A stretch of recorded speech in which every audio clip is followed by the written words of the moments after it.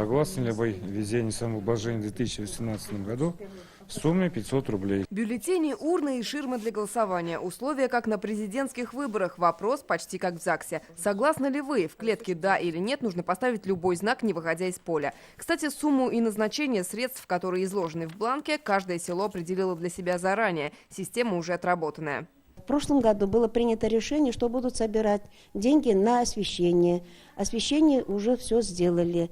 В этом году также будет собираться деньги на благоустройство. Благоустройство территории, ремонт дорог, кладбищ или родников. В каждом поселении свои нужды. За 4 года работы программы самообложения вложили уже почти 3 миллиарда рублей. И жители чувствуют важность своего голоса.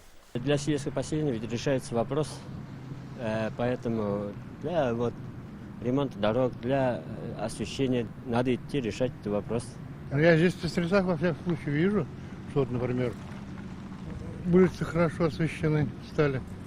Ну, вот дороги делаются. Надеемся на что-то лучшее. Избирательные участки будут работать завтра с 7 утра до 8 вечера. Чтобы проголосовать, нужно прийти сюда с паспортом. Референдум сочтут состоявшимся, если явка превысит 50% хотя бы на одного человека. Того же количества проголосовавших «за» хватит для введения самообложения. С 2013 года программа самообложения реализуется при поддержке президента Татарстана и прошла большой путь. Поначалу местные референдумы в разные дни, теперь это единый день голосования по всей республике. Опыт Татарстана в организации самообложения не так давно признал передовым и показательным для других регионов Владимир Путин. Я бы обратил внимание на предложение Татарстана. Мне Минниханов говорил об этом неоднократно.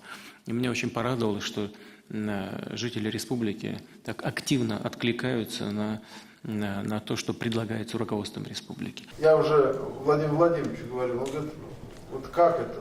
Я говорю, воспринимают эти люди.